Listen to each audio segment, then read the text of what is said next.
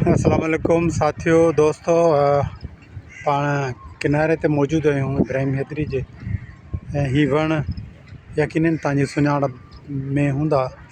ऐं हीअ तिमिर आहे, तिमिर जा ॿूटा आहिनि जेके कुदरती इब्राहिम हैदरी किनारे लॻ आहिनि। पर मूंखे हिन वक़्तु जेको कशिश कई ख़ासि तौर ते जेके पखी वेठा आहिनि, जंहिंखे बगा बि चई सघिजे थो। असां हिते अमूमन हिन खे बगा चवंदा आहियूं।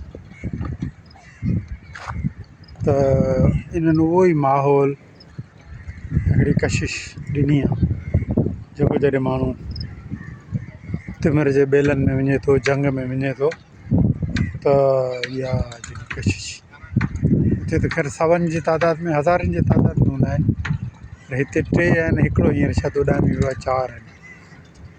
हीअ तव्हांजे साम्हूं ॼार जो वणु आहे, ॼार बि माहौलियात बहितरीनु आहे। तंहिंजे करे हीअ किनारे लॻ आहिनि, बिल्कुलु तव्हां ॾिसी सघो था जेतिरो वेझो थी सघे थो।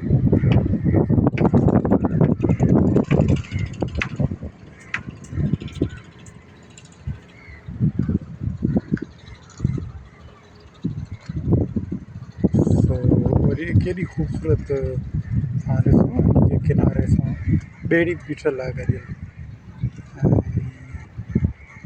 सो इहे कुदरत जा नज़ारा आहिनि। ऐं तिमिर खे बचाइणो आहे त जीअं मच्छी साना पंहिंजा थी सघनि, रोज़गार थी सघे।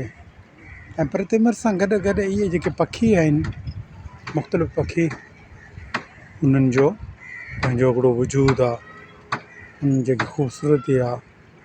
माण्हू त ख़ैर इन जो शिकार बि कंदा आहिनि।